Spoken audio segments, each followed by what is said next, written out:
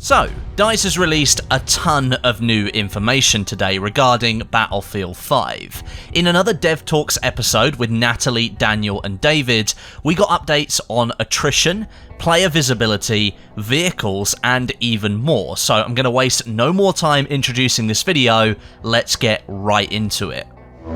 Starting things off, we'll go with attrition. I've said this before, it is a love or hate mechanic in Battlefield 5, and it seems DICE is fully aware of that.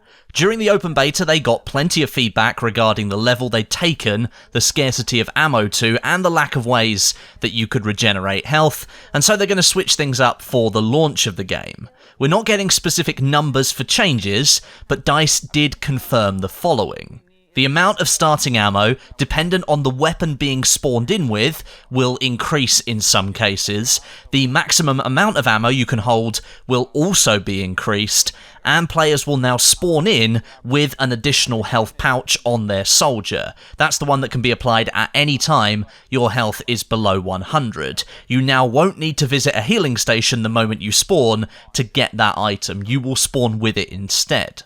Now, alongside those changes to soldier values, DICE is also tweaking how the ammo and healing stations are actually going to work on maps that launch with the game. In the open beta, these things were just everywhere, and they gave you an easy route around the entire attrition mechanic, which was kind of a hole in the entire system. You could simply learn their locations and then make routes around the map to pick up ammo and health whenever you needed it. At launch, however, DICE will be making most of these positions empty, and you will need to build them at flags or in their locations if you want more ammo or health.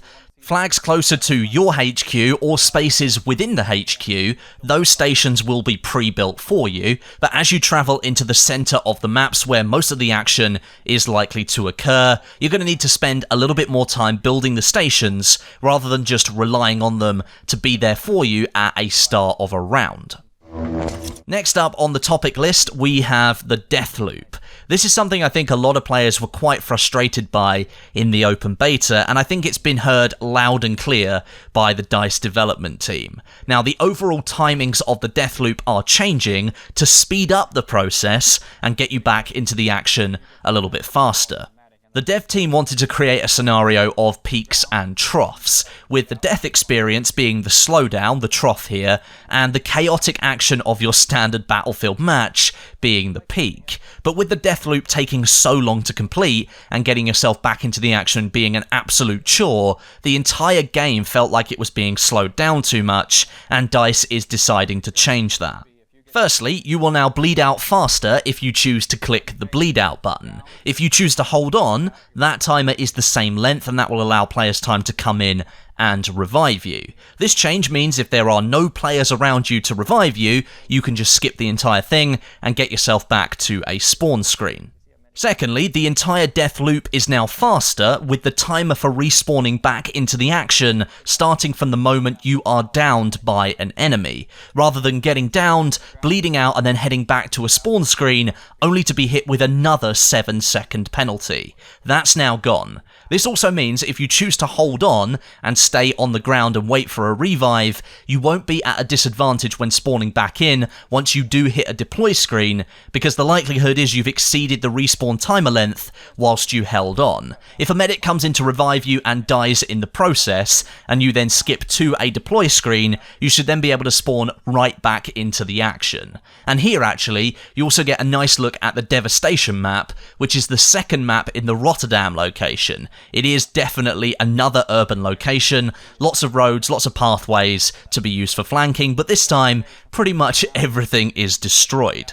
And thirdly, whilst this isn't directly linked to the Deathloop scenario, DICE did confirm they fixed the audio bugs from the open beta, which meant the map felt very empty sometimes, or you couldn't even hear gunfire, even though a soldier was standing right next to you, full autoing their gun. This should mean some of those lower points of action, like when you're in the death screen, shouldn't feel so empty anymore, and the feeling of war around you, that should return. Next up on the change list is soldier visibility. This is again another topic of discussion at the moment. With DICE removing almost all 3D spotting elements from the game, there's been a lot of feedback that it's quite hard to pick out players in busy settings or against busy backgrounds. So to combat this, DICE is introducing something they're calling distance haze, and you can see it in action in the background here. It does exactly what it says on the tin. It applies a haze at a distance to make players stand out a little bit more. They pop out from backgrounds now. I've seen some people on Twitter already stating that this is another graphical intrusion on Battlefield 5's gameplay, but as the screen says, this is a work in progress, and according to the developers in the video, they stated this effect and all other lighting effects can be tweaked on a map-by-map basis, and even a section-by-section basis within one single map as well. So this example on the screen might not likely be the same on all other maps. You might have also noticed there in the second image, the soldier is holding, and I'm probably going to butcher this pronunciation, the Volkssturmgewehr, one of the many styles of rifles made in the late months of World War II by Germany under intense pressure from the Allies. Very little supplies left in Germany at that time, so really they just used anything they could. Moving onwards now, we're going to talk about the time to kill and time to death in Battlefield 5. You might think they're the same thing, but they aren't, and DICE has been tweaking both of these since the open beta finished. The dev team heard feedback loud and clear that some weapons are simply too good when maxed out using the upgrade system, with the STG-44 being the absolute standout example, and so DICE is going to try and balance that one more effectively, along with some other weapons as well. Overall, the team is happy with the time to kill on the weapons that were tested, and with more weapons being available in the final game, some of those gaps in between each of the weapons we used will be filled up. As for the time to death, DICE found an issue in the netcode, which was delivering more damage than intended by grouping the damage into a single update, rather than spreading that damage across the correct number of updates. And this, sometimes, could lead to you dying very, very, very fast indeed, with absolutely no time to react to the damage coming at you.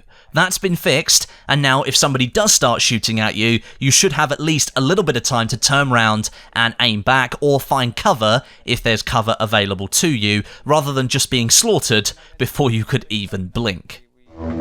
The Dev Talks video also went into a lot of detail about vehicles, of which there are plenty more coming to Battlefield 5 besides what was shown in the open beta. Patrick O'Shaughnessy, who is the principal game designer for vehicles, and Jesper Hilling, senior game designer for vehicles, both spoke about a lot of what we can expect from tanks and planes when the game launches in November, and they revealed a lot of new tanks coming to the game as well.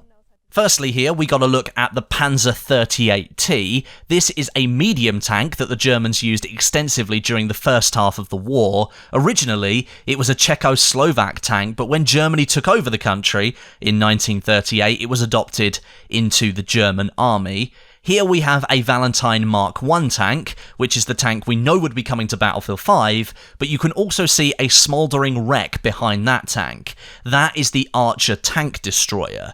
Now, I'm not 100% sure if this will be a playable vehicle in the game, or if it's just being used as a prop, but either way, it is there in that picture, so take of that what you will.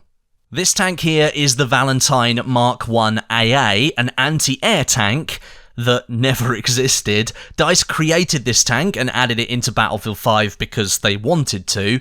I assume that's to save a little bit of space overall in the game. Rather than creating a whole new vehicle for the purpose of anti-air for the Allies, DICE reused the underpinnings of the Valentine tank and chucked an AA cannon on the top of it.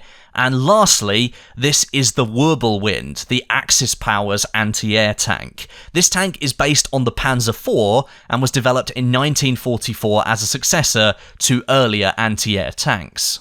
Now, the open beta only showed a very small section of the tank combat that you can expect from Battlefield 5, most of it focused on the medium to heavy side of things. Those tanks are quite a bit slower and less responsive than the light tanks that we are yet to see, and the anti-air tanks as well. One thing that will be consistent across all of the tanks, however, is the new turret speed system. Whether you're driving a heavy tank or a light one, you will be subjected to slower turret speed than what you can rotate the camera at, meaning you'll need to wait for the turret to meet your aim before you can fire an aimed shot. Heavy tanks will have a much slower turret turning speed than a light tank, but the heavy tank can deal a hell of a lot more damage than the light tank can, so things will be balanced here. The heavy will also be able to absorb a lot more damage and take on armoured vehicles, whereas light tanks will be better equipped for taking out infantry on the ground, and they can move much faster, potentially dodging some explosives. The medium tanks, they will sit somewhere in the middle and offer that middle ground for players if they want it. Something the devs are iterating on for Battlefield 5 is the systematic damage system. This is where you can damage different parts of vehicles. Rather than outright disabling tanks by damaging their tracks, tanks will now still be able to move, but very slowly. This is so they aren't just sitting ducks. Their mobility will be seriously hindered, but it won't be taken away completely. The same goes for damage to guns and turrets. If you damage a turret, the turning speed will increase quite significantly unless you repair it, and lastly, if the engine is hit, the entire tank is slowed down to a crawl, but it can still move very slightly. This should mean that infantry or other vehicles, if they land their shots right, will have the upper hand, but the tank being attacked will still have some way to try and defend itself. It all plays into positioning and movement here. And lastly for this video, plane combat. Both Patrick and Jesper gave details on what DICE plans to do to improve plane combat overall in the game, because feedback from both the closed alphas and the open beta tells that players aren't quite happy with what's happening at the moment. DICE will be working to align the two fighter planes a little bit more closely, whilst maintaining some differences. Overall, the opinion was that the BF-109 was the plane that best represented the path that DICE wants to take, but there is still more tweaking to be done. Some more work will be done on spotting for pilots and gunners to help them acquire ground targets. The spotting range has been increased for them to be able to see targets on the ground. And lastly, runways. They are making a return to Battlefield 5, and here we have a clip of the Hamada map with a BF-109 taking off, obviously, from the German side of the map. However, this runway is not in a HQ. This is in the playable area of the map during Conquest. So it'll be really interesting to see how this one plays out. So, that's lots of new information learned today about Battlefield 5. Dev Talks will be back again soon with more details for us to digest on different topics, and another dev takeover of the DICE Twitter account is going to happen very soon as well. So as soon as I start to see more information emerging about this game, I'll bring it to you guys in a video to keep you all updated. But thank you very much for watching today, and until next time, my name is Westie, and I'll catch you guys in the next video.